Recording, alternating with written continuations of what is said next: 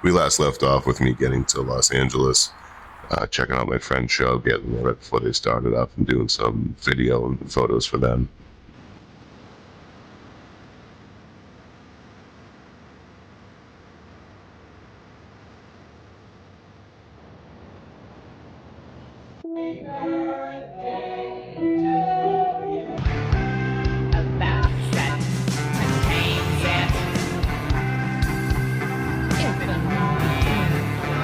The next day after that in Long Beach, I checked out of my hotel and went hunting for an ocean sunset.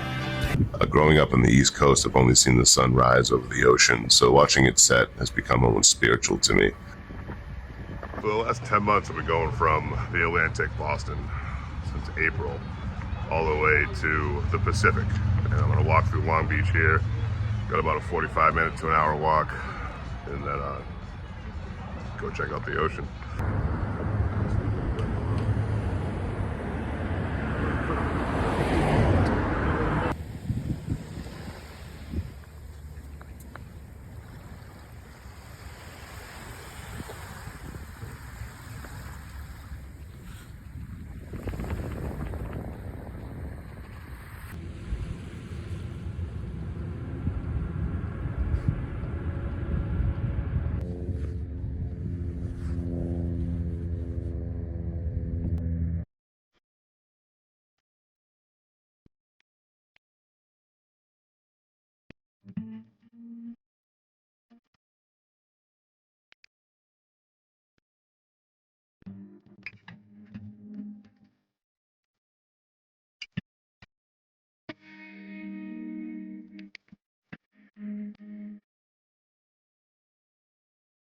There's that fucking boat over there.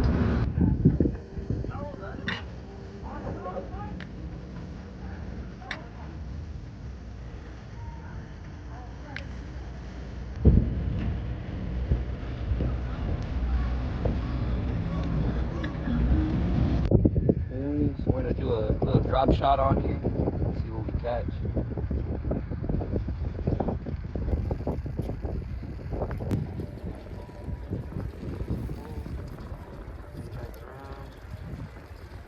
It's on a drop shot to where I have the hook, but look how easy my hook will come off. All I do is push back and I can pull my hook and just put a whole new hook on already. Okay. And now I still have this to always have a setup, so I never have to redo it. Does that help take, like, when you're taking the fish off the line? Definitely, because I could just, if the hook gets caught in it, yeah, take the whole hook off the line instead of having to cut it off or leave it in it. Okay. Bigger fish, so. All right. Hopefully we catch some big today. That's mostly out here, bass? Yeah, a lot of bass, sand bass, halibut. You got halibut out here? Hell yeah. Yeah, they're called California halibut. Is that flaky like a cod or? Yeah, kind of. It's like really good for fish tacos and ceviche. Okay. They make it a lot.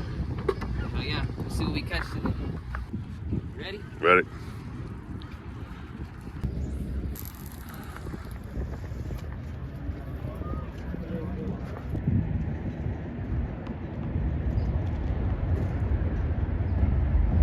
So after a few days of me beach bumming around Long Beach and checking out the Queen Mary and a few other things in town, I decided to go see my first sunset in over 3 years. There's something about the sunset that's really special to me because it just reminds me how far I've gone all around the U.S. traveling like this, and especially being in LA is almost the furthest point from where I'm from in Boston. So at the Long Beach, I looked up to see what was nearby and hoped a well-off neighborhood called Palos Verdes, a place where the lowest house costs about $8 million US. Wouldn't mind me swinging through and having me as a neighbor for the night, but I wasn't sure. I'm out here. Fuck it, I'm not doing another take. I'm out here in I'm out here in Rancho Palo Verdes. It is beautiful out here. Hold on. But I've been in LA for a while now, just enjoying the nice weather and enjoying the end of this 10-month trip across the US. So I'm gonna go watch the sunset over the ocean tonight. Tomorrow we're trying to get into one more thing to do here in town. Anything, may hit Hollywood, maybe Venice, Santa Monica, I'm not sure yet. That's the thing that usually in the middle of nowhere, it works out great. I go on live and people are like, hey, check out these 3 things in your area.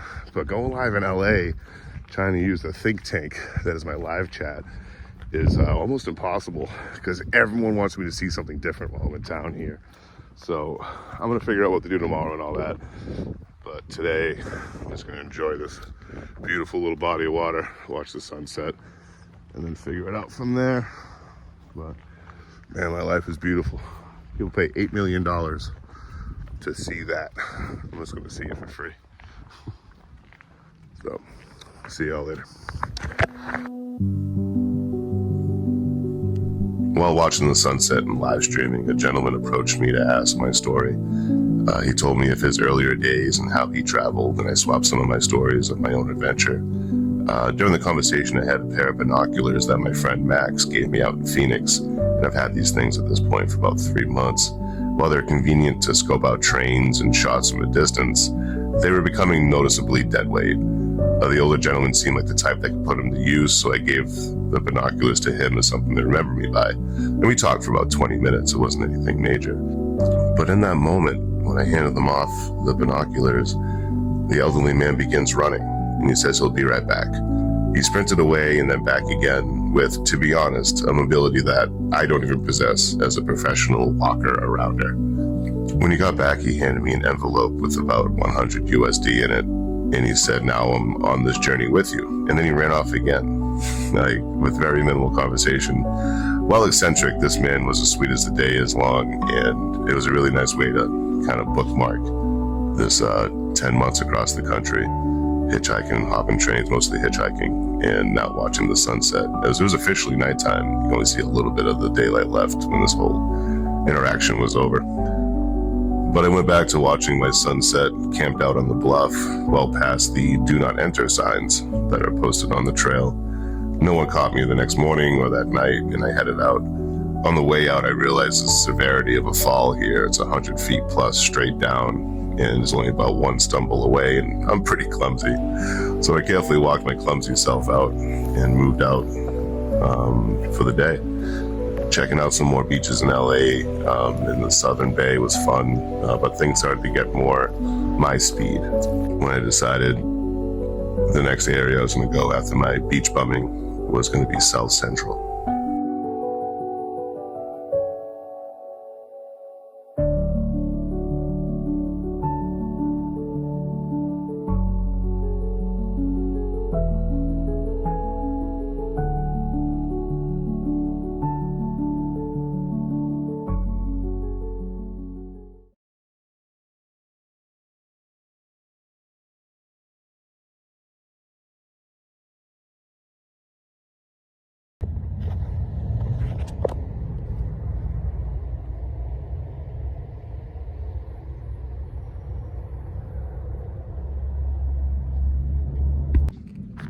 I'm gonna have to fix this tan line. I slept under this lifeguard tower last night out on Redondo Beach. And yeah, I think I'm gonna walk around, do some live, and get some footage. Oh my God, look at that tan line. I'm gonna walk around, get some footage of Redondo, and then see what else I can get into today, where I can get to. Just trying to inch my way up the coast, it seems, for at least a little while. See what all I can bump into. Really cool people out here in California, though. Super friendly, like way more friendly than you'd think. And they have a reputation for, I guess. But yeah, I've had a blast out here. Plus the weather's nice.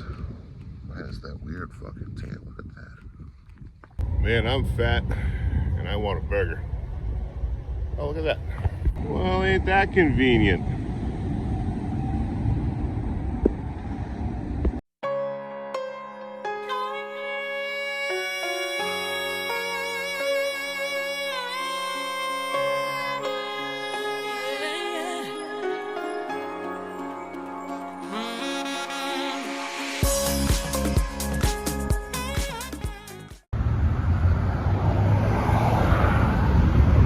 Arriving to South Central, I hiked through Gardena, and I spent the night just off of the sidewalk. The next day I woke up, packed up, and went to Compton. Being in these dense concrete jungles, camping safely becomes an issue. So I'm trying to find a place to camp. I ended up walking some train tracks to find a spot. I found a halfway decent spot, only had one neighbor, and I cracked a beer. I think in general, my appearance keeps the seedier element away. Most people think I'm a cop out here, and by the time anyone figures me out, I'm already gone and leaving town. I feel this in the fact that I don't need to deal with the rougher element of an impoverished area. Helps me stay safe. I've been to the worst parts of the worst cities this country has to offer, as I always like to say, and no one really wants my stinky sleeping bag. So I conceal all my electronics, the cameras, the tripods, everything, the power banks. Everything stays buttoned up and packed up until I'm using it. And if I use it somewhere, usually I leave that area. It all helps me stay safe. So I found myself by some train tracks at a potential camp spot, and some locals approached me. First was a young man, aged 18. He was clearly spun out and came rolling out of a tarp at the sight of me. He asked me if I had his substance of choice and if he could buy $2.50 worth. When I informed him I did not, he looked very morose about it, sunk his head down low, and without a word walked away. He then pouted while sitting on the railroad track itself, a bit a ways, and I snapped this photo here, one of my favorites to date. Shortly after, another local came up, sat down next to me, and started talking. He was sitting on the ground, I was sitting on my bucket. Him with his stolen half-gallon of wine, me with my six-pack of tall boys. He began unloading his current life situation to me. His wife is a working girl, and he went on and on about how his wife's manager, pimp, did not like him, and he felt the same. They both hated each other, apparently. This went on for quite some time before the plug showed up. I messed up with the plug, a pimp and a dealer known in the area, by asking a question too formally, and I'll get into that in a moment. The young man from earlier ran up, very excited. "Hey, can I get crystal for $2.50? He proclaimed. The dealer dressed him down immediately, saying things like, "You need to go home and stop stealing from your mom. You need to take less of this shit. It's ruining you," and a lot of things like that, very supportive things. I did find myself smiling at the idea of this man telling this youngster to get it together. However, let's not forget that this is one of the people dealing to the young adult. This man's part of the problem. He is the plug. However, later on, I did find myself laughing when the young man came back about an hour later or so and excitedly proclaimed, "I have more money." And when the plug asked how much, he said he had $3.50, and the plug turned him down again. The man with the working wife then began getting sick from drinking his wine too fast after a couple hours had passed. So I looked to the plug and pimp for some information, and this is where I went wrong. Street talk is different. It's casual. It's laid back, especially coming from me, a stranger. So I began chatting with the pimp, and his willingness to tell me his whole operation, how it works, was mind-boggling. Why so many people trust a stranger with their inner workings and darkest secrets, I'll never fully understand. Maybe I'm just too guarded myself. At the end of the conversation, I asked, and this is where I went wrong, "What do you like least about Compton?" For the record. That was it. The record was something I never should have said or stated. In fear of this becoming a big nothing burger of a story, I'll lay it out plainly. The plug's hand immediately went to his hip, presumably on a weapon. He got very uncomfortable with that word. "We don't talk like that around here. Who are you? What are you doing here?" Things along those lines. I thought you were just out here kind of thing. I stated to him I do social media, but there were no cameras or microphones running. Things got a bit tense, so I chugged my remaining beer. Priorities are important in case things got more heated. Can't waste a good Miller High Life, no matter what. The plug then found a reason to excuse himself and went down the tracks a bit. I rolled the guy that was throwing up onto his stomach so he wouldn't asphyxiate while throwing up, and walked off to find camp. And the next morning wasn't any less interesting. Dave, the LA firebug. Everyone has a hustle. From you to me to the president, we all have ways that we survive. And this is Dave's way, which is a fake name I'm attaching to this individual. Dave burns Cat 5 and fiber optic cables, and that way he can scrap the innards. I set up camp the night before and I saw multiple burn marks on the ground on the concrete, but I chalked it up to some campfires from the locals. But it was, in fact, a regular place where Dave does his hustle. I woke up to Dave already getting his bundle ready around 6 a.m. I immediately sat up and began watching, unsure of what was going on. Dave, bipping back and forth, smiled at me and said hello. He then informed me that he would have woken me up if I didn't get up on my own. which I don't really believe for a second. Then he warned me about the immense smoke that was about to develop as he burned these cables, what kind of cables they were, and that the fire department showed up to say we were walking and just stumbled upon the fire. This made no sense as I was still half in my sleeping bag. I would have just stated the half-truth of I was sleeping and I woke up to this. He then produced a propane torch that he had set up on his hip with a little propane tank, and he began igniting the bundle of cable. Dave wasn't exaggerating when he talked about the smoke. It began bellowing up immediately in a beautiful but macabre smoke show. I even had to throw my flip-flops on as it began heading my way to move for a brief moment. The cable burned with a distinct white flare I have not seen before, and shortly after the smoke and fire show, Dave gathered his wires and fled the scene.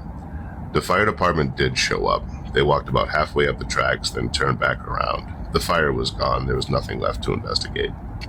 This is Dave's hustle.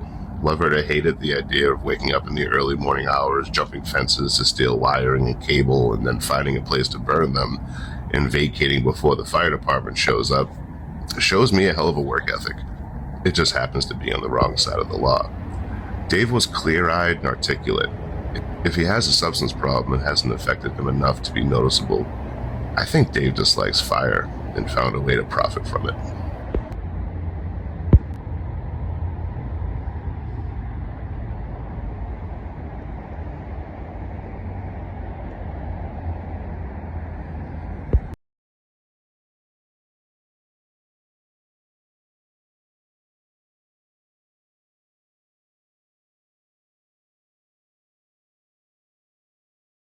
A big old shout out to you guys just for watching this video, especially for getting to the end of it. Much appreciated. Another shout out to my producers, Kodo, Jan, and Elizabeth, and my co-directors, assistant directors, also known as my moderators, Marie, Hitch, Jen B, Houdini, and Dan McGregory. You guys are awesome. Thank you guys for helping me put on the show. Anyone interested in early access to stuff, looking at my photos for free, or becoming a producer yourself, Patreon's in the link in the description, along with any donation links and any way you guys can help. Thank you guys very much for the opportunity to put videos like this together. I'm having a blast out here.